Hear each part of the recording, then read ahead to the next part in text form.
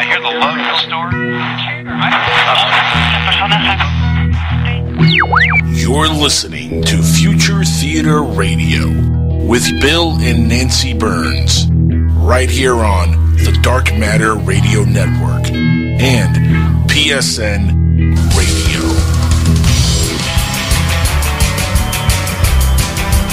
Hi, everybody. This is Monday night at 8 o'clock on July 21st. We are your co-hosts, Bill, that's me, and Nancy. Perfecto, Nancy.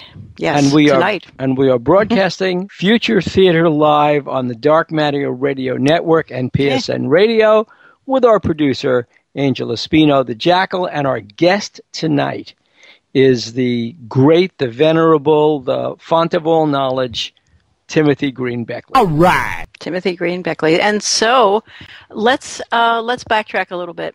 I want to give a shout out to Keith because he is our benevolent overlord who is in fact maybe listening, maybe not listening, but I posed a question before the show, and now we must wing it because I promised Angel this would be a perfect show. Did I not, Angel? So why are you bringing it up?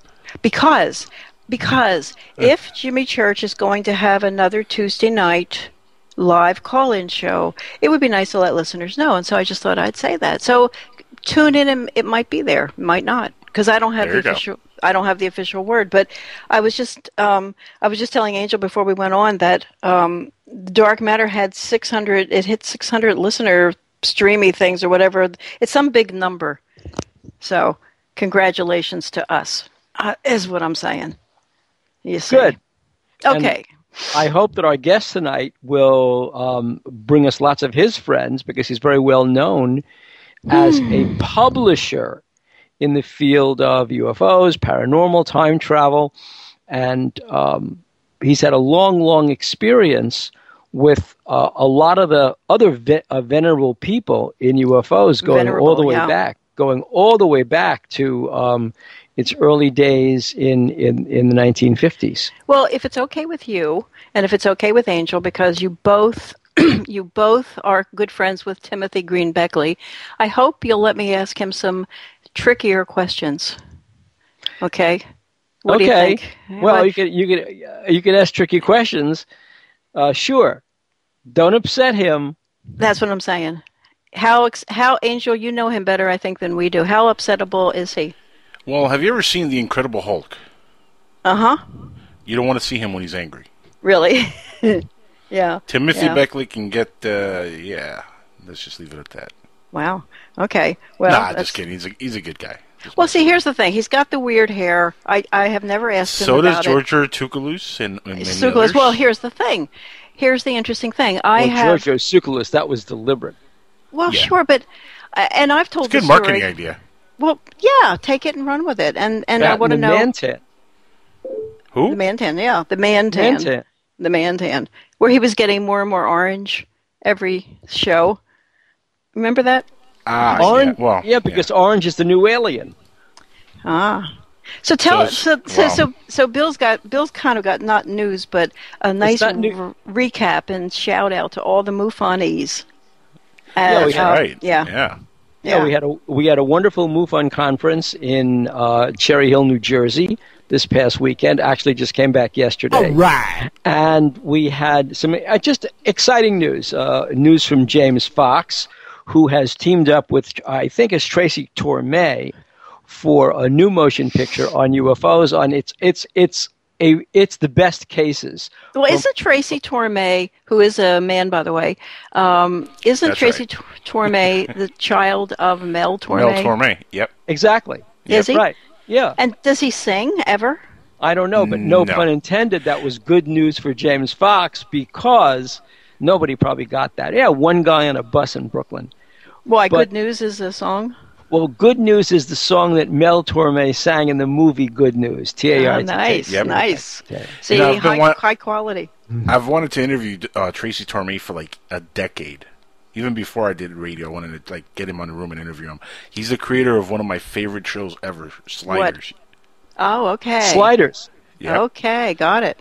Which deals with multidimensional travel. sliding between parallel universes. We'll be back in a minute with our guest, Tim Beckley. Hang with us, folks. Be right back. We are back on Future Theater Live with your co-hosts Bill and Nancy Birnes on the Dark Matter Radio Network and PSN Radio with our guest, the great Timothy Green Beckley. Oh, Thank you for joining us, Tim. You can never flatter me enough. Thank you. I haven't talked to the two of you in quite a while. In a long time. You were on UFO Hunters. Yeah, you were on that show. I did. People ask me about that all the time. In fact, I was sitting in the movie theater over in, let me see, it was Chelsea. Chelsea. Movie theater there, very nice one on 23rd Street. And I know this is, they have some very nice couches in the lobby, and so the movie's over, and I'm sitting there and just kind of relaxing and reading the newspaper, and I see this couple, across from me, they're looking at me and kind of guffawing. Huh. And finally the gentleman says to me, young couple, "Weren't you just on UFO Hunters?" And I said, yes, I just happened to be. And so then they asked me about, was it a true story? I said, no, I made it all up. No, I'm only kidding. But every once in a while it does happen. I mean, superstardom, it takes many years to build up. But every once in a while we get recognized. And it's even happened at bars at night. And it's a great pickup line. I remember I went to...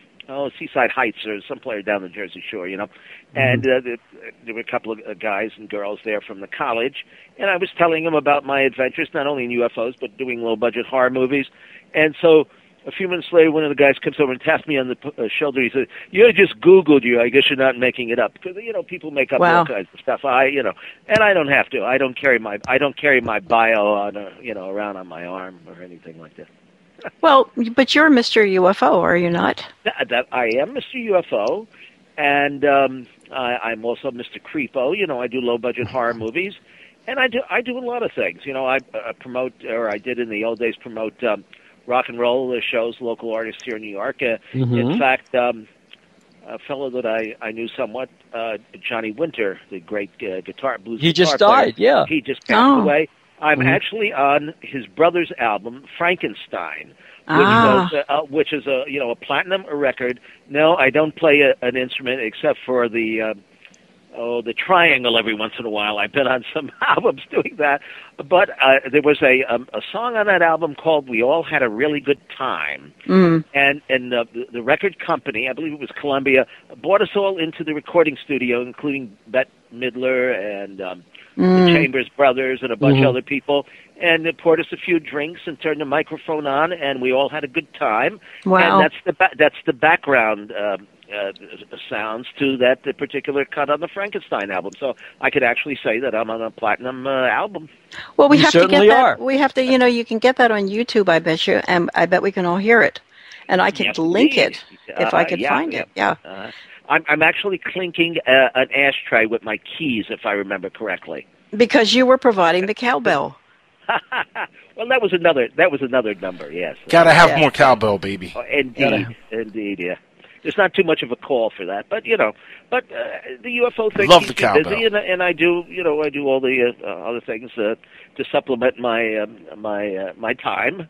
And perhaps my income, although, it's... Well, Timothy, I wish we were working together again, because when we had Filament Books, it gave me great pleasure to send you wonderful checks. And well, there you go.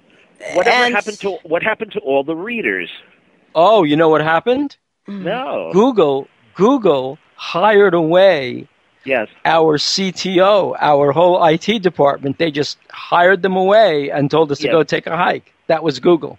But the actual reader, the device, there must have been 100,000 of them somewhere. There were 32,000. There are 32,000 sitting in storage in Orange County, California. I don't know where they are now. Oh, my goodness! And storage will eat you up alive if you're paying a monthly bill. I know. I tried at least today. The only thing you can say about the advent of e-books is that you don't have storage, because not only will storage cost you money, but now, we had a very big storage container with, I don't know, maybe 20,000 books in it. The weather will get to you. The weather will get to you unless you're paying for, humidifiers and stuff like that. Anything that you can imagine will, the roof leaks and everything you can imagine will get to your, your merchandise or potential merchandise. And over the years, I've lost a fairly good collection of material, that can Well, never be. how sorry do you feel for the? You still offer your brochure for free, I believe. It's actually a newsletter. Oh my goodness! Yeah. We have. I think I looked the other day, and not on all our books are on Amazon, or almost all of them. If you type in Timothy Green Beckley under books, I've made sure that my name is attached to all of them, even as just the editor. See, so that way anybody can find them.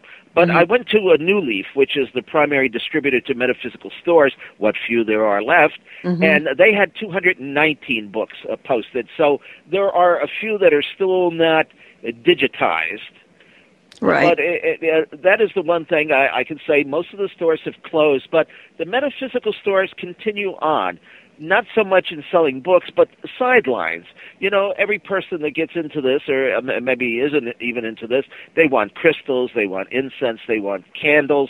So that keeps them at least, open, where most other bookstores and all have just true been buried. I mean, to be honest with you, right. There are very few. Here we are in the middle of Manhattan. Here we are in the middle of Manhattan, and there's no metaphysical bookstore that I can think of. I think there's one on 14th Street. Well, what about Magical Child? What about the Magical Child? Yeah. Magical Child? How long have you been out of it? Magical Child has been out of business for 20 That's what my mom called me when I was a kid. Magical Child. Yeah, Herman Slater. Right. Herman that's Slater. out of business? Yeah. Oh, he's deceased many years. And the place is closed. I think he had one of his boyfriends. They tried to continue on the store, but that was. Well, Tim? Did you know Peter Lavenda when he was involved with that whole? I know who he is. I've heard him on the radio. I don't remember. Of course, right across town, while the Magical Child was open, I had probably the first metaphysical center in New York. It was the New York School of Occult Arts and Sciences. I remember that too. That I didn't know that was you, but yes, I remember it was. We had this a 2,200 square foot loft space on 14th Street between 7th and 8th Avenue. And right. We had everybody under the sun came and lectured for us. And if we had anticipated a bigger crowd, we would move into one of I think it was the Alfred Dixon Speech Center, and I kind of took over. Jim Moseley used to have weekly meetings as part of his Saucer News, Saucers and Unexplained Celestial Events Research Society. Before you go on, because I have to ask this: haven't you felt therefore that the whole UFO thing has totally collapsed compared to what you're describing? Well, it's gone onto different venues. There's certainly more on television and on cable and all than ever before. I mean, last night on the Sci-Fi Channel, you had that this documentary on the moon, most of which we would have known about. Well, you know who? That's Kvyat. Kvyat did that, I believe, and Ecker's in it. Ecker's in it, right? Mm-hmm. Yeah. And also too, I talked to Jose Escamilla yesterday as part of the show that I co-host, and he had done a similar movie, a documentary, I think about 7 or 8 years ago, and he's working on the ultimate video about his rods. He's got some the resolution is even better than IMAX. And he's just waiting to put this together and pay. He has to pay for. I've seen one of his later films, and he showed it at a convention. It was very moving. Very. He actually does a very good job at what he does, which is a very limited budget. Now, the unfortunate. Well, everything has a double-edged sword. With the advent of YouTube, now even the horror movies that I do, and I've done documentaries too. I've got Secrets of the Vatican out, and a few other UFO-oriented things, but most of my DVDs are horror-related, as Mr. Creepo. The sales have gone way down because most everything is for free on YouTube, and I typed in just the other day something like horror movies on YouTube, and there's something like 134,000 movies you can watch for free. Mm-hmm. You're absolutely right. Huh? You're absolutely right. So right. what are you going? Yeah. So what are you going to, Tim? What are you going to do about it? I mean, as you are you're an old timey packager, just like we are. Yes. Oh, yeah. And Well, the books I still do. I have my crew: Tim Schwartz, Sean Castile, Carol Rodriguez, and Mr. Bill Kern. So, luckily, I like Bill luckily, Kern. luckily, I've worked for some of the sleaziest pulp publishers in New York, including Myron Fast, who had Official UFO and Ancient Astronauts. He had countrywide publications. Well, he taught us how to put out a magazine in 3 days with no budget. Mm-hmm. So, also too, I've been collecting this material for 40 years, and so I know where to go for it, and I know, hopefully, although my memory is starting to slip a little bit, I know where the material is in my files. And then, of course, we continue to interview people. Today I had a very nice interview with Paul Davis, who did this recent Afterlife project. Mm-hmm. Right, Paul Davis, Yes, an excellent movie.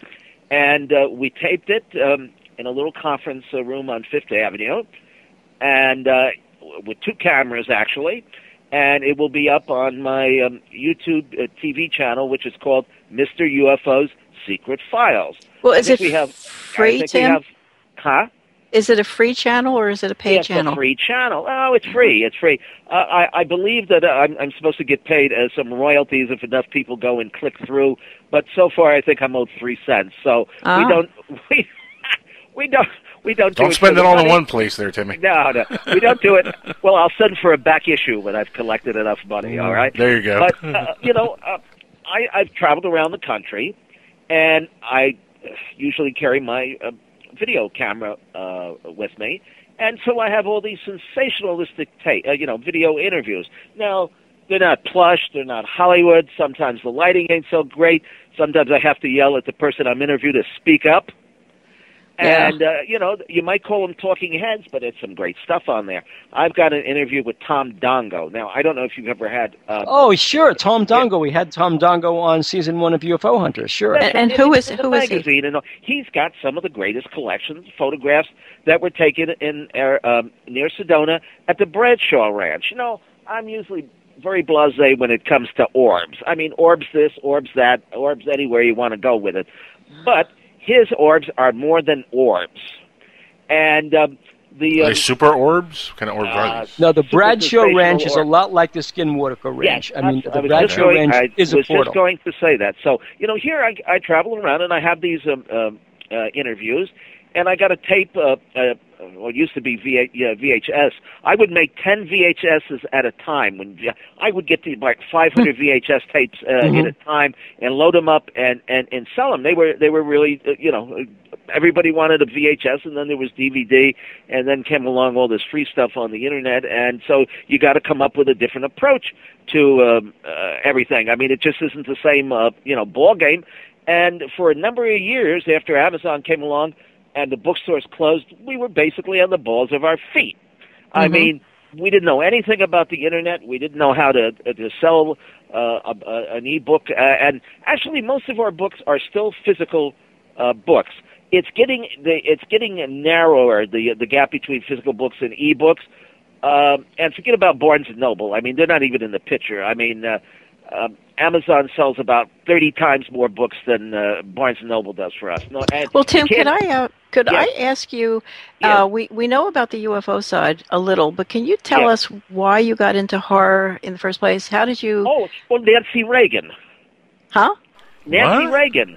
Yes, Nancy Reagan. When I was a kid, I always thought, I lived in a house that was haunted. I had some out-of-the-body experiences, and my grandfather on my father's side of the family supposedly saw a headless horseman behind the barn in Kentucky. And, whoa, Sleepy Hollow. I've been watching the series this week. That's funny. Ironic. Yes. Okay, so I was always primed into this, right? I had my first of 3 UFO sightings when I was 10 years old. Anyway, I always liked, horror films. I think the first film I ever saw in the movie theater was Black Sabbath, I think. I don't know. He was 9 years old or something. But around that time, or maybe a year or two before, there was a movie. You know, Nancy Reagan, before she became Nancy Reagan, was Nancy Davis, Right. who was basically a B-movie actress. Right. And She had a reputation. She had a certain reputation in Hollywood. Are we on the same path there? Well, I don't know what her reputation. I don't. Well, I her never first followed her. she starred with Ronald Reagan in Hellcats of the Navy, Yes. and she was in this wonderful 1950s movie with James Whitmore called The Next Voice You Hear. Okay, well, the movie that inspired my horror career was a film called Donovan's Brain. Of course, I remember that. Okay, Is that the all one right, with the two heads on the same guy? No. Well, I think Donovan's there was one. I think maybe there was one head. It was Brian kept alive. Brian Donlevy was in it. Yeah. Okay. So I wanted to see the movie, and my mother said no. It was on too late. But in the next room, I could hear the brain pumping away, pump, and it frightened me so that I had to sleep with a nightlight on for the next 50 years of my life or something. Wow. In fact, I still keep the radio on all night long. It's the internet now or whatever. Well, Donovan's Brain. So it sounds like you had your own personal telltale heart moment. Yes. So anyway, though, this is kind of the kicker. About maybe 10 or 12 years ago, the movie was playing on TV, and I hadn't seen it in years. Okay, So I said to myself, let me go back and have a little bit of nostalgia and watch this fantastic horror film with Nancy Davis in it. Well, I turned it off in 15 minutes. It was terrible and boring. Wow. It's stupid. But your imagination. It's kind of like 1950s. Yeah. It's 1950s Saturday matinee. I saw it in the theater. You know, to this day, I would rather listen to, let's just call it the radio. I don't know what the actual definition is, but I would rather listen to a talk show or something else on the radio than even watch most of the stuff on television, to be honest with you. Right. Most of my television watching would be the History Channel. And because you're a star on it, you're watching that's yourself. True. You're a star on it, and the Travel Channel. I got a couple of episodes coming up on a show called Mysteries of National Parks, which I shot in Toronto a couple of years ago, and I think it's been showing up there, but it never made it quite down here. But I'm told that it's scheduled for the fall. I was also on the third season of Bill Shatner's Weird or What, in which I talked about the djinn. The djinn. The djinn. If you know this little creature that supposedly was caught in a trap by a farmer in Mexico, and the skin was taken off. It's really a terrible photo. This is like a year ago or so, right? Yeah. Yeah. Well, Jaime Maussan was behind that. I remember. Yeah, that. he's never seen an alien picture he didn't like. Right. So, okay. So anyway, they wanted me to come up and do the show with Bill and say that this was an extraterrestrial. I got to draw the line somewhere. Okay, so I said. So you draw it at Bill Shatner? That's not good. I just said, let's take a different approach on this. If this thing is real, it obviously did not, travel across the corridors of space and time to end up in a farmer's, like a trap somewhere in Mexico. It just doesn't make sense. However, the djinn are very much, alive and always trying to pester and trick humans. So that's the approach that we actually took, and they agreed it was a fine approach, and so that's how I approached the subject of this little creature. Right. Yeah, but just to go back to horror for a second, I it's a great story how you got started, but how can you laugh at horror? It's not just you, Tim, but it's you, Angel. How can it's mostly guys. What do you mean exactly by laugh at horror? Yeah, I don't laugh at horror. But you do. I do. Okay. Not at all. When let's just kind of go back a second. Before you came on, Tim, this afternoon I was Googling you, and I came across this movie that you made that conspiracy people were going crazy about, Sandy Hook Lingerie Party Massacre. It's retitled now, Jersey Shore Lingerie Party Massacre. Mainly because of Alex Jones, and people who tried to say that somehow I was involved in some great conspiracy. I've never quite figured this out. But don't you love Alex Jones and the stuff he makes up? I don't. You know, in the beginning, I figured, well, here's a guy. He's a real crusader. But you know, it's like every light in the sky becomes a UFO. You know, I mean, there's certain people in the field. We don't have to justify naming them. But you know, every light, every star, every passing plane is from another planet. Right. It's the same type of thing here. Anyway, that was one of the reasons we had to change the name, because Batman, in the Batman movie, Batman is looking at a map, and I think the chief of police or something. I never really saw the movie, and on the map, the only thing that you can see is the town of Sandy Hook, and the movie was released before the film came out. And you know, I'm terribly into synchronicities and coincidences, but I couldn't quite figure that one out. Now, we did have a jump in sales for a few days on Amazon, but nothing really spectacular. And again, it's gone through a couple of title changes, and it should have done better than it has, just because, like we were saying, everything is available for free on the internet, and it doesn't help selling. You know, we've had to lower the price on everything. It's just, you know, it's for anybody who tries to make a living at this, it's next to impossible. The only way to do it is if you're making a film and you're producing it or whatever your involvement is to get your money from the investors, you know, as part of the overall package. Let's say you want to make, you know, $15,000 or something. So your budget, that's added to your budget, and there you've made your money, because unless you got a big star in it, you're not going to make your money. Mm-hmm. Right. Well, so you guys don't think that Alex Jones is on the level? You know, I don't. I've only listened to him a few times. You know, hey, everybody does what they have to do. I don't see any reason for stirring up trouble.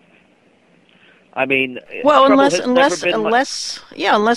looking at the end of the world as we know it, and who knows? Bill Cooper did a nice job of debunking Alex Jones about 15 years ago. Hey, took him to task. The end of the world. I'm sure, Bill, you're about my age or so, right? Mm-hmm. Now, how many times have we heard about the end of the world?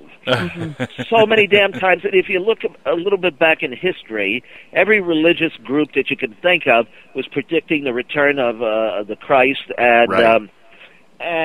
Or waiting for the Messiah to show up. I mean, yeah, but we have atom bombs in our hands, and so we could make an end to the world. And we shoot planes out of the sky, right? That have no reason to be shot at. I mean, that if anything, I mean, is a crime of a gross nature. Right, and meteors keep falling. Luckily, nothing has hit New York or Philadelphia yet. Yes.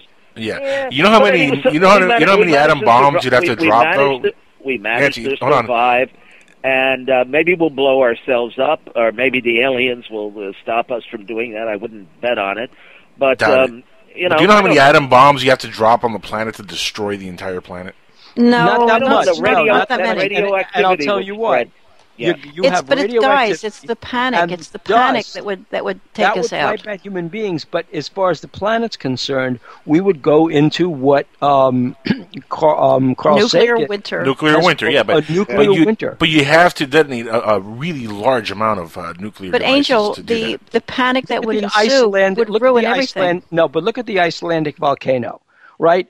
That was spewing, and a lot of Northern Europe had a nuclear winter. They had to cancel flights. The temperature dropped. People were walking around in cloud from the debris of that volcano in Iceland. Now, if you multiply that, you're not going to drop one atom bomb. What you're going to do is, if there is, what Timothy's talking about is a multilateral nuclear exchange with hydrogen bomb weapons and in different parts of the globe, and even if it's the United States and Europe and Asia, that's enough to... Once somebody starts tossing the first bomb, you got to know there's going to be other, But guys, it would be the panic. Every movie that's on TV that's after, the electricity goes out all over the place, or there's a run on, the Trans-American Pipe, who knows, or volcano in Yellowstone. There are people making a living on selling you a bomb shelter and selling you supplies, and so. I mean, haven't you guys seen the TV show Doomsday Preppers? Yeah. Doomsday. Yeah, sure. And they're hilarious. I mean, they're wonderful because one is all scared about germs and another's so forth. And some of them have they close the door behind them and fire comes up and nails come down. And I always think about, like, Tim, you would appreciate this. You and Bill are the kind of guys that you grew up in the city, and if the world's coming to an end, you start trading and you start talking to your neighbors and you pull together. That's what city people do. Yeah, but in New York, Tim, you remember this. Every 5 minutes there was another air raid drill. You're running to the stupid shelters. You're falling on the floor, ducking and covering under your desks if that's going to keep you alive. That's what we did. I think we went into that's what we did. Or something. Yeah. Uh-huh. Right, and it gave us permanent damage. Is the threat worse now than it was then? I would say yes, possibly. It's I would say it's no. It's a different kind of threat entirely. What you're looking at back in the 50s was, the Cold War turns hot. Both sides bomb each other back to oblivion. Now you're talking about non-state actors who are doing these very precision terrorist things. So it's dangerous. But it's different. Yeah, but I think our job here as radio people, we're all professionals here, and we have a widening audience. And I think our job is to be the opposite of Alex Jones and Limbaugh, and to give people some way of realizing that if the people kind of get together, the people have power. And I was thinking just this real quickly. The thing that keeps everything together is this urge to stay alive, this love of nature, this love of life. And so I would tell people, if you don't have a boyfriend or a girlfriend, you can express that love by a hobby that you fall deeply in love with that can't hurt anybody. And then you become part of the solution because you're in love with something, if not a person. So that's my the fear-mongering radio shows. We have a lot of people in this field who actually do animal rescue. In fact, I was surprised at the number of people that I see that are friends on Facebook that are allowed. Now, I don't have that many New Age friends on Facebook. I have a few, but most of them are UFOs, are rock musicians, movie makers, a couple of actresses, and stuff. Tim, we have a great rock musician listening right now to the show. Is that right? His name is Spaceboy, and he makes all the music for a lot of the Dark Matter shows. And he's from Las Vegas and stuff. Yeah. He's really good. He's like Jeff Ritzmann, sort of. If you know Jeff Ritzmann's work, I love guitar. I love that kind of guitar. Ta-da! He's never given me anything to play. That guy. But check him out because he's excellent. Going back to what you're talking about, Tim, we've just had the death of Johnny Winters, who. Yes. I was stunned because I don't think he was that old, right? He was 70. Oh, was that old? Yes, he was, and he apparently was not in the greatest of health. He was on the tour in Zurich, and he just had an album. Actually, I think it was the Best of Muddy Water. He was blues. See now, right. When I was involved in the music scene, Edgar had just come out with this Frankenstein album that we mentioned that I was on, and they had him all glammed up. He hated that. I mean, because these guys were, jazz musicians, blues, actually. But I mean, Bowie would have given his left arm to look like Johnny Winters. Well, Bowie did, kind of. I met Bowie when he was on his first tour here. As Ziggy Stardust, and he had his own persona, and even the band Kiss, they rehearsed at the same. We all rehearsed at the same studio, Talent Recon, up around Times Square, and played some of the same venues, bars, and everybody had played the Hotel Diplomat. That was up on Times Square. Sometimes we had UFO lectures there in smaller rooms, and if we were doing a rock show, we did the main ballroom, which held about maybe 600 people, I think. In fact, one Halloween, we had Elephant's Memory. Now, Elephant's Memory was the backup band for John Lennon. So John Lennon showed up, and Andy Warhol, and a bunch of celebrities, and we had a great time, and actually made a few dollars. That might have been one of the few rock shows we actually made a few pennies on. And then I managed a fellow by the name of Satan the Fire Eater, who sang and danced and breathed fire. You know, he did a fire act, and he was very much into a lot of the musicians, of course. We're into the subject. David Bowie, I understand, put out a UFO newsletter when he was in England as a kid, and had a sighting out there in Salisbury Plain. Robert Fripp, who was with King Crimson, I spent some time with him, and he had a sighting out near Stonehenge. So these guys. Do you some folks in the UFO field, such as Brett Luter, for example, are doing a lot of research on the kind of tonalities in certain kinds of music as perhaps lifting the whole spirit up. Do you feel that there are so many rock musicians who themselves have seen things? Do you think it's because they live in a vibration that perhaps is more thrilling? I don't know drugs, if you've had Michael Luckman on the show. Oh yeah, Mike Luckman. He's a friend of mine. Yeah. Well, he's I've known him for years. In fact, a lot of his celebrities and rock musicians are the stories that I told him, and he's working on a new book now. But he says that he's spoken to some of these musicians, some of them rather famous, and some who don't want their name used, and they've admitted that a lot of the music that they wrote was actually channeled to them. Right. Now, I was friends. In fact, I still am with Lester Chambers, the Chambers brothers. Time Has Come Today. Right. He's on Facebook, and once in a while we say hello or something like that. Well, he had a brother who was the drummer, Joe Chambers. I don't know how many actual Chambers brothers there were, but at least 2 or 3, and they were in different parts of the house, and they had a place in Connecticut, if I remember correctly, and they were writing the same song. When they got together, it was the same tune that they had. Wow. I don't know if it was the 19-minute version of Time or not, because there were so many different versions, and it seemed to go on forever. Yeah.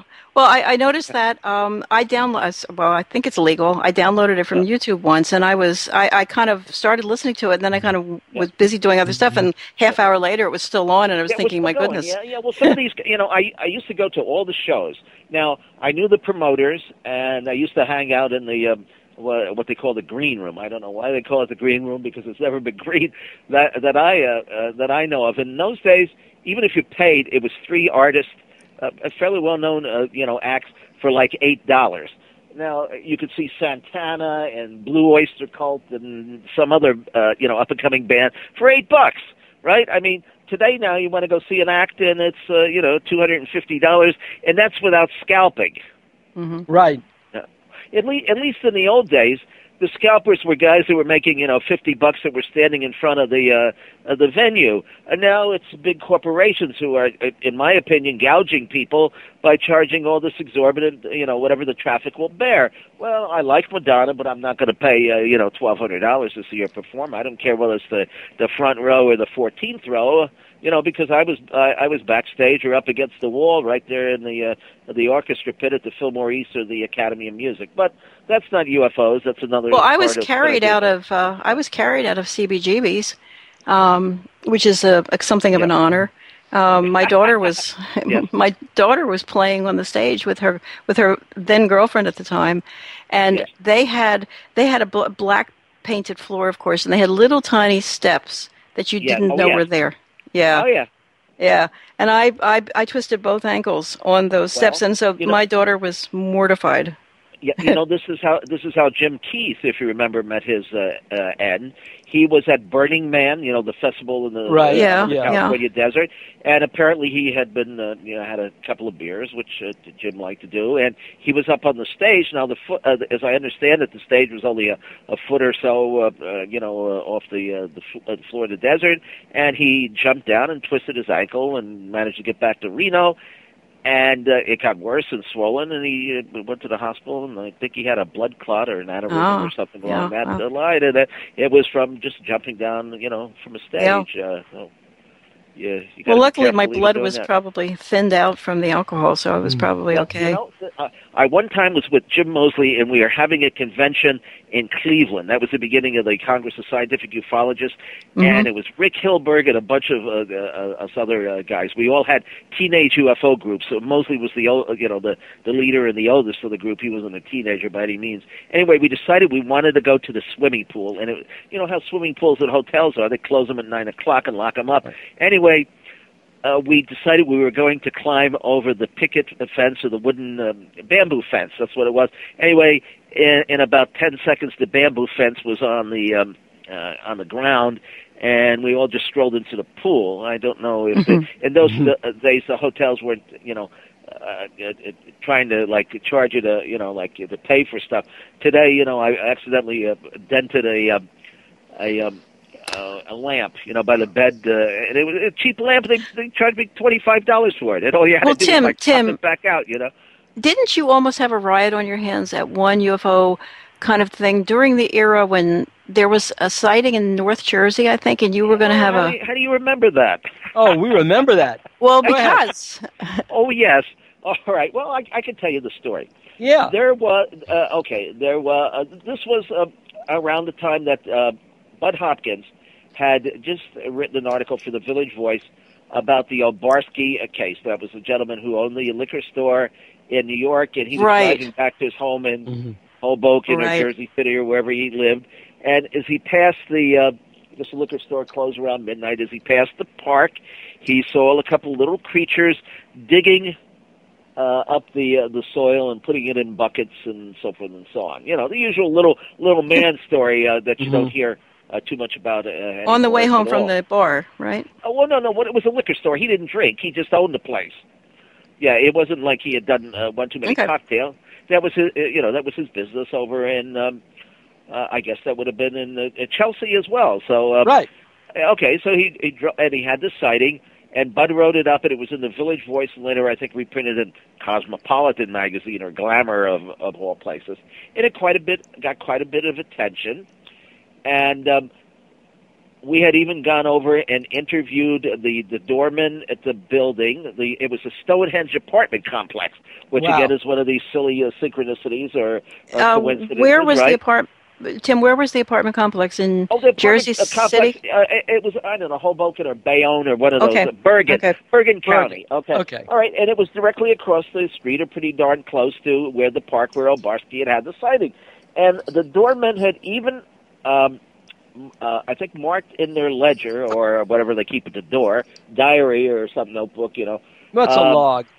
Log, there you go. Okay, and about some other sightings that they had, and I think something that was thrown against the window or something. They had some, rocks or pelts or something like that, and then maybe cracked the window. They made a note of that.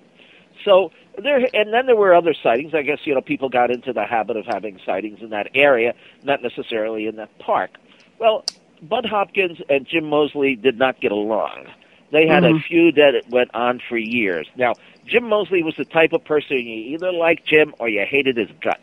Right, and Jim Moseley, folks should know. This is true. This is absolutely true. And this is the late Jim Moseley, who's the publisher of Saucer Smear. But Jim Moseley was his father, I believe, was a colonel or general? A general, yeah, and a neo-Nazi type person. Jim hated his father. I mean, they did not get along and speak at all. But I knew Jim since I went to the first UFO meeting in New York when I was about 14 years old. It was Ivan Sanderson in one room and Gray Barker in the other. Wow. And I said to myself, I want to be like these men when I grew up, and I guess I did that. You did? Yes. I did, right, okay. And tell folks real quickly who those two guys are real fast. Ivan T. Sanderson, I have his book, Invisible Residence, with a hologram on the cover. It's got a hologram. Right. Yeah. Yes. And, of course, he wrote probably the first book on the Abominable Snowman, a little paperback by Pierre. And he was on Donahue when I was a young married wife. I was ironing in my bedroom, and I was listening to Donahue and Ivan T. Sanderson. It was like, take me away. Well, he was the two investigators. Now, here's another synchronicity. The two investigators at the Flatwoods landing site in West Virginia were Ivan T. Sanderson, who went down there, and Ray Barker, who lived in Clarksburg, West Virginia. I don't think their paths crossed at that time, but I'm sure they did later on. Eventually, the night that I was there in New York for their lectures, So that was. I always was into the flying saucer thing. At least the Men in Black. I've done some books on that. Anyway, so I was geared into holding meetings and conferences and things because I kind of helped Jim Moseley out. I was his assistant, and he took over my newsletter when it got too big. I started out, it was the Interplanetary News Service Report. I bought a mimeograph machine when I was 15, and I printed 50 copies, the first issue, and it was 10 pages. By the time I finished, I don't know, 17 issues later, it was 40 pages, and I had a membership that was as large as APRO. They had about 1,500, and I had 1,500. Yes, indeed, yes. And so, Tim, did you fold them and collate them and send them out? Oh, yes. I hate you. That was the worst. and my mother banned me in the house. I had my mimeograph machine on the back porch in hot weather, cold weather, because my fingerprints, it was like a crime scene. We're on the refrigerator and we're on the wall. And yes, you had to put them in stacks and collate them. And it was a... and I just love the smell. If young people will not know that smell. It's a great you're smell. talking about... No, you're talking about... The Ditto machine. You're talking about a rexograph machine, not a mimeograph machine. I don't even know that one. Really? A rexograph machine. That's the Ditto machine, and that's what and that's when I was in high school. I was the boss of the rexograph machine, which meant I could do anything with those stencils that I wanted, and that's how I published my first newspaper, the Pseudo-Eye at Forest Hills High School. Pseudo-Eye. The Ditto machine would only print maybe about 100 copies. Right. Before you couldn't read it anymore. Now, the first book that I ever published was called Inside the Saucers 1962, although I think it was 1964 before it ever came out. But it was printed on a Ditto machine. So I tell people I don't even have a copy. If somebody had a copy, if they opened it, it would be 60 blank pages, I bet, by this time. Why? Well, does it fade? I have... It fades. It fades? It does fade, but yes... Oh, guys, listen. Anybody who's got these things, young people, Xerox them now, and it will last a bit longer. Do that, or no, not Xerox it. Scan it in, and then you got it. Yeah, just scan it in. If you don't have the scanner. There were a couple of saucer magazines that were dittoed. One was actually the first couple of issues of Gray Barker's Saucerian, it was called. Yes. And the first issue had, I piece. actually had a copy of that. Gray, I guess, had a few, and he sent me one. And that was on Ditto, and I don't know, I guess that lasted a few years, but most of the guys had mimeograph machines. In fact, Jerry Clark, even though he probably would not like to admit this now, used to type the stencils for my newsletter. I knew all these guys. We all started out kind of together, and then we all came up with our own theories and ideas, and then went our own way. Right. Well, did you ever cross paths with Ray Palmer? Oh, I wrote for years. I wrote a column for Ray Palmer's Flying Saucers from Other Worlds magazine.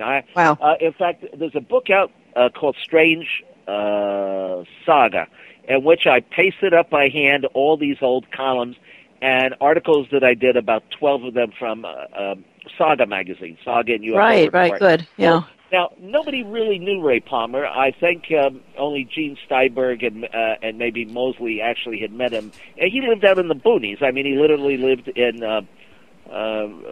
Amherst, Wisconsin. Of course, he had worked at Amazing Stories for a big publishing company there in Chicago.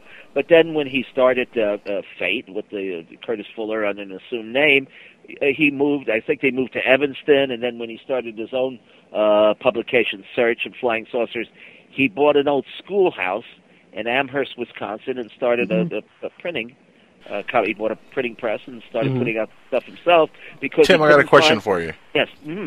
Is Ray Palmer his birth name? Because it's ironic. That's a DC character name, also. Well, I think they took the name from Ray Palmer. Yeah. Really, that's a character of the Atom. The Atom Ray from Palmer's DC Universe. Ray Palmer's a real person. He's involved. He was sort of a crippled man. He's definitely a real man. He was in an auto accident when he was very young. The car ran over him and it crushed his spine and so forth. But now I know Ray Palmer's son. Now people say, well, that's Ray Palmer Jr. No, because they have a different initial for their middle name, so that doesn't make him Jr. and he doesn't like that. But He still lives in or around Amherst, and we've talked to him on some of the radio shows, and I can tell you some interesting stories about his dad and Richard Shaver, of course, and Dick Shaver, yeah. Oh yeah. So that was kind of the golden age of flying saucers before the term was changed to UFO. Right. Would have been around, of course, the advent of the contactee movement, basically in California or in the western part of the country. And then you had in Chicago, you had Fate magazine and Ray Palmer. And on the East Coast here, you had a fellow by the name of Elliot Rockmore, I believe his name was. And he put out a magazine, it was even worse than Ditto. I've seen a copy of it. It was something else even more primitive than that. And it was printed on like some strange paper that was semi-glossy. And the ink was black, but it wasn't Ditto. It was something else. Like, I know, it was like a photographic image. Remember when you were a kid, you had a little plastic camera that you got as a, right. Right. Yeah. Well, this was the same type of thing. And I don't know what that is called. Photographic image, I guess. And he put out a newsletter called Flying Saucer Review. Before they put it out in England, had no relationship to it. But actually, there were a couple of magazines called Flying Saucer Review. Now, one of my favorite websites, which most people don't know about, that has thousands of images of UFO covers and books and old merchandise and old clippings, is called UFOspopculture.com. May I say it again? UFOpopculture.com. Cool. Okay, good. This has, if you go there and under magazines, you type in the Interplanetary News Service Report, which was my little publication. You'll see 3 or 4 covers. If you type in UFO Magazine, they've got them spread out for the covers from different years and things like that. It's just an amazing gold mine of flying saucer literature. They even have magazines dating back to something like 1905. There was a magazine called Electronic Age or something like that. Yes, and I have some covers. Yeah. Okay. Yeah. It has the cover of what appears to be a flying saucer on this 1905. Well, Tim, while we've got you here, and since we don't have this chance with every guest, you are a publisher from the year one, just like we've been. Yes. Can we brainstorm together now that UFO Magazine is defunct? Yes. What would you suggest the world, the people of print, should do with the internet? What do you have any ideas? Well, of course, even the one UFO magazine that was left, Open Minds, they recently folded. Right. Now, Johnny Rayo told me that yesterday. We had. You didn't realize that? Well, now the worst thing they did. Listen to this.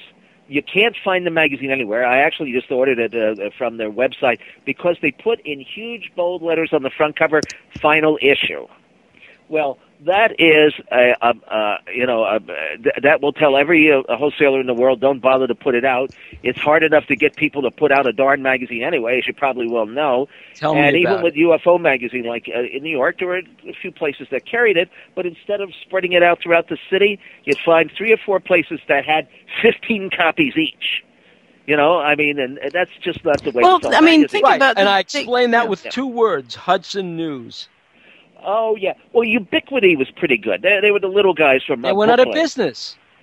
No. Ubiquity? I think so. I don't because think they so. switched, all of our accounts switched from them to Hudson News. Oh, I used to distribute my own magazines and newspapers. I did Memory Lane News, which was Joe Franklin. He's the king of nostalgia. Well, you must know who he is, right? Oh, Tim, have you ever been in Joe Franklin's apartment? His office. Oh, yeah, Joe was up my place a couple of times. I used to publish his newspaper. Wow, because there are pictures of his legendary office. It's like all file cabinets. And I have been, well, that looks similar to mine. His is a little bit more cluttered, perhaps, but not too much. Yeah, his place is up around Times Square. It was in the days. Well, he's dead now, yeah. He's not dead. He's not? I thought he died. No, in fact, he's on Facebook, which is hard to believe. Somebody finally got him on Facebook, but no, he's very much alive. Now, does he still comb his hair the same way? Yeah, yes, as far as I know, yes. Sure. Now, he's up until a few years ago, he had a show, Memory Lane, something or other. I remember Memory Lane. on the Bloomberg network or whatever they call that, you know. So that's what they did with that show. Okay, I didn't know what happened to that show because I've spoken to him a million times on the phone. Tell Tim about that. Who your grandparents, who your godparents are. Well, it's George Birnes and Gracie Allen and Jack Benny and Mary Livingston. But I spoke to Joe Franklin a lot, and so one time I called him up, and because I wanted to get Nancy on the show for her book. And he starts screaming at me.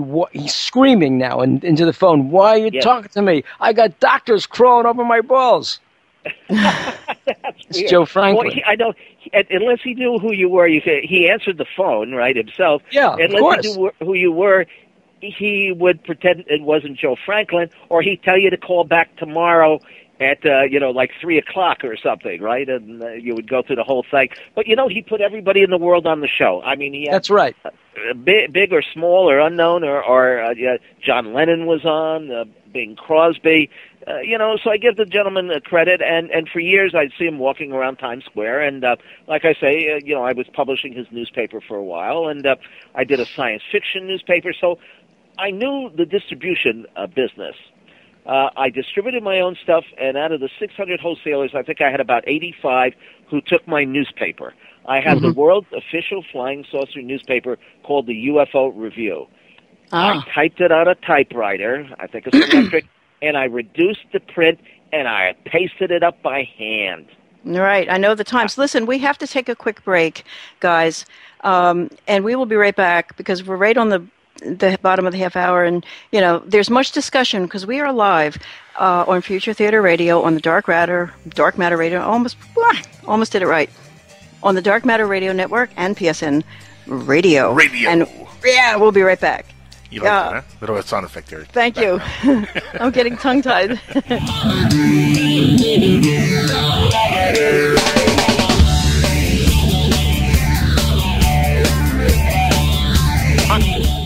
Hi, folks. We are back on Future Theater with our guest, Timothy Green Beckley. We are your co-hosts, Bill and Nancy Birnes, on Dark Matter Radio, and you're listening to Future Theater. Before we start, I have a bit of business. I was talking about this great guitarist named Spaceboy who does the music for some of the shows here, and he's from Houston, Texas. He is not from Las Vegas.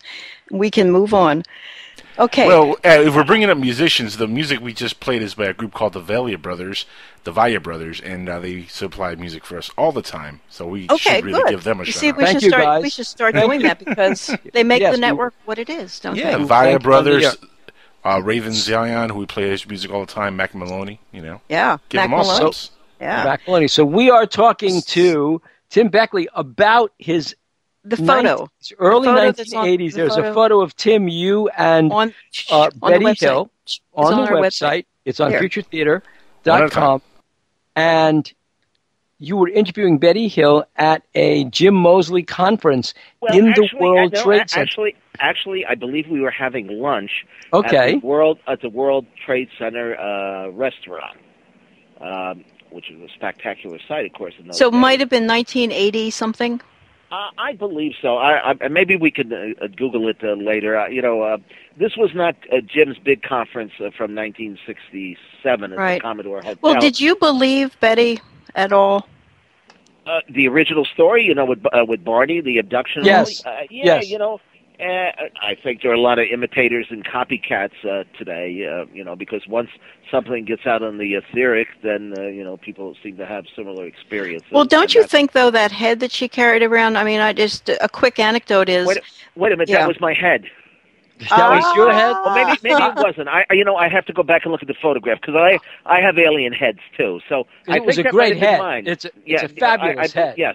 I believe that might have been mine, but maybe not, because she did have her own. So she had it in Boston. Yeah. She had it in Boston when I was maybe that's not. Yeah. Let me tell a kind of a semi-cute story. Yeah. I once in the 1980s did a cookbook because we were book packagers, and in the cookbook is called Cheaper and Better, and it was getting quite a play on the TV stations. I was going from show to show, Regis and Kathy Lee and stuff like that, right? And so I ended up at a show in Philly. in a really bad situation in which it's my hometown. My mother was angry. She didn't want to see us. It was raining. We got hit by a truck going in. When we got to the theater, the guy who was the host was the guy that they did those gerbil jokes about. I can't remember he's still in business. Pooey Herman? It's Jerry Penacoli. Jerry Penacoli. Jerry Penacoli, yeah. And so they had that stupid gerbil joke. So I have to keep a straight face because this joke is really all over the place when I'm due to be interviewed by him. So I go into the green room, and I'm doing Cheaper and Better, which is how to make your own stuff. And in the green room is, first of all, nobody shows up at the audience. Okay, the audience is empty. It's pouring rain. It is the rain. So it's like one sheet coming down. So they put mirrors down the middle to make it look like there's more people. And the guests this day. That's good. I know. That's a classic. But guess who the guests are? One was Betty Hill, one was me, and the third one was this woman who wrote a book called When Rabbit Howls about having 26 personalities. And she was kind of I don't know whether she was on the level, but between the woman with split personalities and the mirrors and Betty Hill in the green room with the space with head. With the head. This was the first time my mother was ever going to see me on television. And we go out there, and Jerry Penacoli says, he's just joking around. He says, and your mother's right here in the audience. And I turn around in horror because she was a little Italian woman who would beat you. Anyway, so I didn't believe Betty Hill at the time is the upshot of this. And you did, right? Well, yeah, I didn't have any reason not to, I suppose. Now, more controversial are her later sightings, of course, of, it got to the point where she was seeing UFOs on a quite frequent basis, and people were saying, they're airplanes or car lights or something. I can't comment on that because, UFOs can disguise themselves sometimes even. They play tricks on our mind.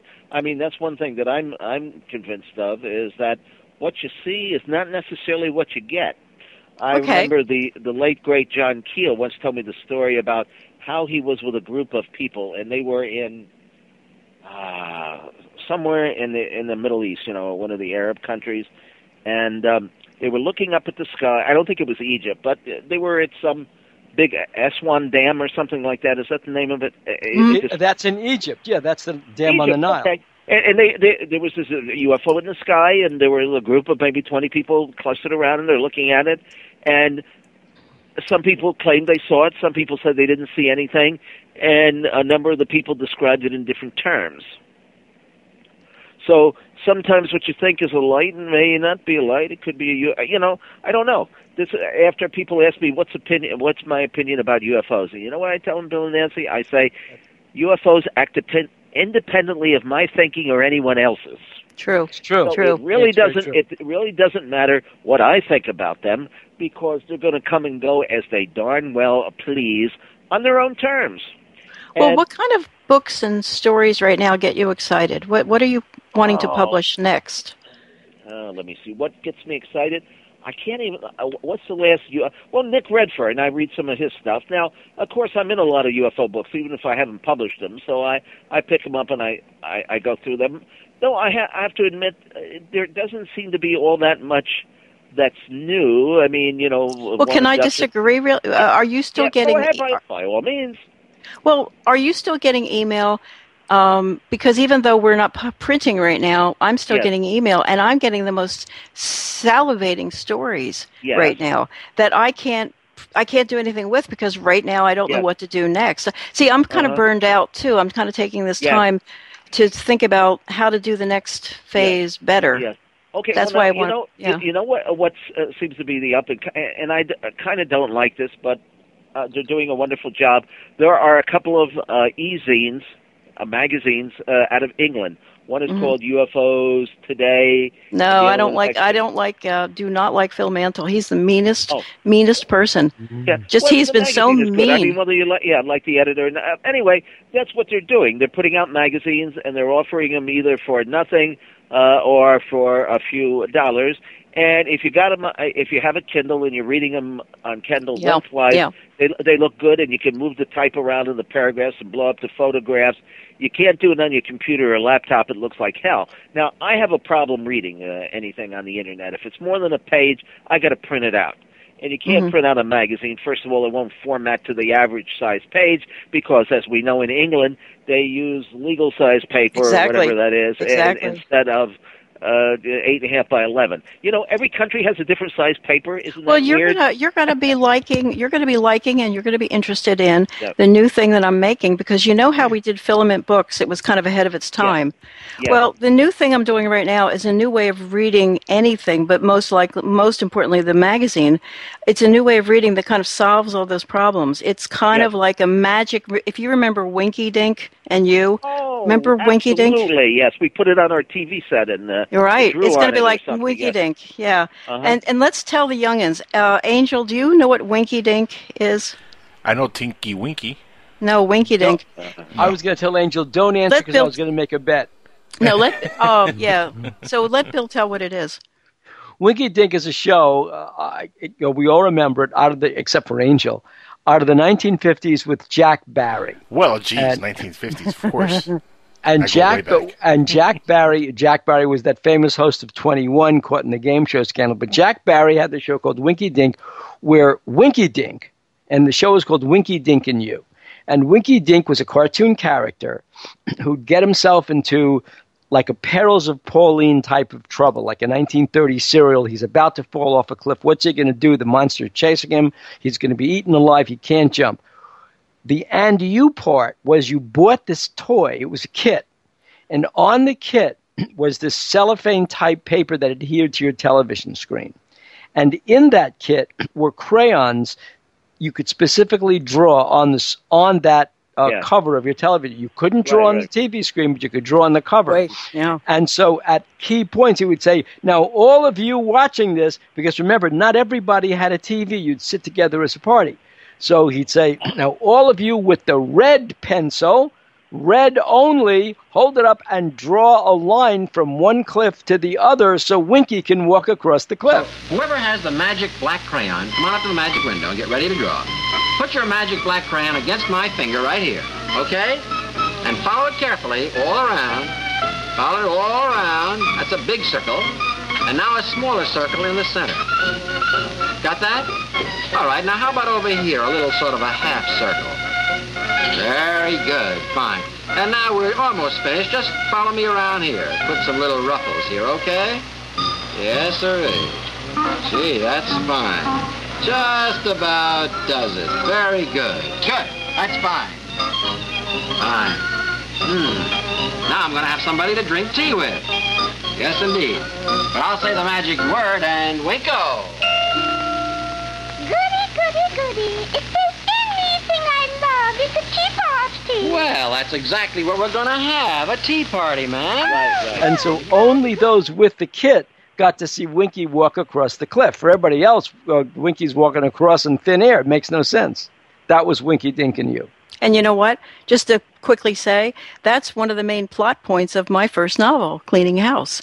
And I really need to point that out because it is. It's cool.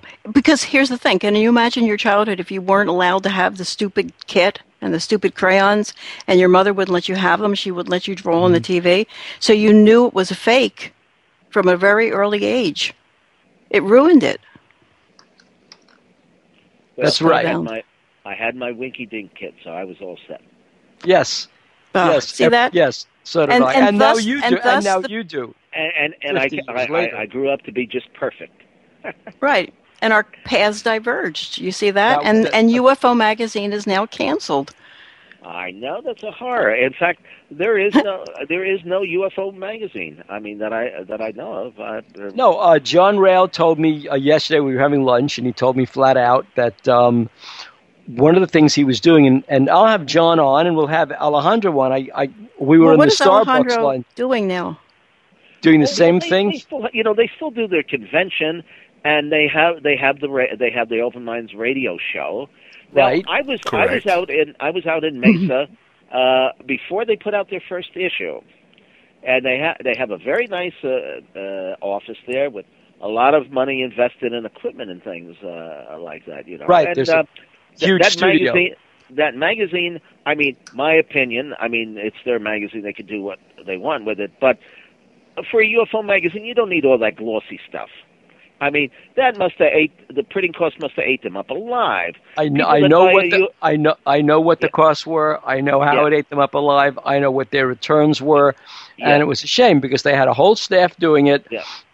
And quite frankly, that's just like the UFO magazine before we that's took right. over, But basically. it's Tim, and magazines like this are a one-person operation or a two. You can't afford staff. Yeah. Just can't afford it. Yeah, it just doesn't work. But I would have taken all that glossy paper. You know, the one magazine that seems to keep going, and they do okay because they have a little bit of advertising, is Atlantis Rising. Right. Okay. They still, and they're a quarterly, so they get to build it up. Monthly, I think, but they managed to print color photos on newsprint, and it looks just as good, and probably at half the cost of a glossy. Well, magazine. quite frankly. You cannot get glossy paper anymore. That's one of the things. Unless you do a certain print run, I know this from working with Donnelly, unless you do a certain print run at a certain level, at a certain frequency, they are not going to take their most expensive stock and give it to you over hot rodder or low rider or something like that, because quite frankly, you don't have the... And also, the other big issue, no pun intended, is unless you have the level of advertising that requires high-resolution glossy paper, they're not going to do it on newsprint. People always criticize me because the magazines I work for, which the UFO Review and all, I own that, the newspaper, but all these other magazines, UFO Universe and UFO Files and all, I didn't own it. I was paid a packaging fee, and it was okay. We paid the writers, we paid the artists, we paid for the typesetting. I think we did a fairly good job. We believed that people wanted to read more than they wanted to look at the same old damn photographs over and over again. I mean, you're right. I agree with you. Yeah, so we gave them, some good articles by some good professional writers, and some of them had good material, and they weren't good writers, and I had to sit there and write from scratch, to be honest with you, a couple of writers, and others were just perfect, but the problem is with magazines, as you know, you got to overprint. Your distributor will say, we want 40 or 50,000 copies. Now, UFO Universe, the first issue, they printed 125,000 copies. Wow. Okay. Within 3 weeks' time, there was something like 85,000 returns. Well, they're not really returns, as we know. You get it written on a napkin that says, today we destroyed, 4,000 copies of your magazine. You don't get to see the covers or anything. Right, and those same magazines turn up in flea markets in New Jersey. Absolutely, at the Englishtown flea market or something. Right, forget it. I mean, You end up printing all these magazines that you don't really need because the wholesalers are not obligated to put your magazine out, as you know. They send the magazines out twice a week, all bundled up, and the news dealer gets it, and he opens it up, and he's only got room for 50 magazines, and he sees your magazine, and he said, "What's the UFO?" And he sends it back for credit. And I even when I distributed, I had a guy from Sun Ra's band. I don't know if you know Sun Ra, but he claimed he was some Saturn or something like that. I do remember Sun Ra, yes. Yeah. Okay, well, I had one of his horn players. Well, I think they were all horn players. And we had a car. We'd go around from newsstand to newsstand, leaving the magazines, because that's the only way to do it. That way they're going to put it up, and you offer them a 5% more they're going to get from News. Do you remember Andy Warhol's Interview magazine? Oh, yes. Yeah, well, Eastern News Company was a big distributor at the time. They even did 14 times. Right, and that's still going. Yeah. Yes, it is, but it's very difficult to find. Barnes & Noble and a couple of places like the Gem Spa in Greenwich Village may be the only place. All the big magazine stands in Manhattan have closed. There was like what about wait. What about the place on 12th Street and 6th Avenue across from the Haymarket? Where Bud Hopkins used to live in Patchen Place in Chelsea, where this is across 6th Avenue? Yes. I don't. The only ones I know are the East Village, like the Gem Spa, and there's a couple of stores down there. But what about the one at the end of 10th Street? That's the one I'm 11th talking about. Street. 11th Street. That's what I'm. That's exactly what I asked. I think there's one down there that I think that one's closed too. It's on 6th Avenue. Yes, on 6th Avenue. Well, that was very funny, that place, because Ken Thomas had a magazine called Steam Shovel Press. Yeah, I don't know who distributed for him in Manhattan, but that place had 40 copies of his newsletter or magazine, and you could never find it anywhere else. But that's closed. I went by it the other day, first time I had been down in the West Village, and I looked for it, and that's sadly closed. But you know, those Yeah. newsstands with their funky personalities literally shaped your taste, and now you have to find blogs on the internet, places on the internet where you can, because now you have to shape it differently. But they would, I bought Steam Shovel Press because there were so many copies. I figured it was really, really, really popular. So I had to read it too. That was the one. Did you buy it in that store? Because that's the only place I've ever seen it. Because we live. No, you know why? Because we live down the block. We lived right down the block, like a few doors away, over the restaurant Charlie Mom's. Imagine living above Charlie Mom's with that unbelievable aroma of chunking chicken, right? General Tso's chicken wafting through the summer air. Well, everything in Manhattan today is Starbucks, Dunkin' Donuts, and Subway. And that's fine, but, you get tired of it. My favorite place to eat was always down on 6th Street, Indian Row. I love that. Curry in a hurry. They're not, most of them are closed. There's a few. Really? Yeah. Curry in a hurry? Curry in a hurry? Curry in a hurry is in my neighborhood. That's the best of the fast food. They now call this, instead of Murray Hill, it's called Curry Hill, because it's got all these Indian restaurants, but they're for the cab drivers. And the food, I mean, I'll be honest with you, it's not very good. There's not compared to 6th Street. I was just going to say 6 was great. Yeah. Okay, we have to wrap up, guys. This has been wonderful, but we are out of time. And I've got another radio show to do. So yes, So next week we have an interesting fellow who's written an interesting book, and his name is Errol Farouk. And you're gonna love it. It's very weird UFO stuff, cool stuff. I forget what it is, but I will fill us in. Delphos, Kansas. Yes, he's done Delphos, this magnificent book on Delphos, Kansas. Okay. And oddly enough, and Tim, of course, you know the case. Oddly enough, yesterday at lunch, who walks over?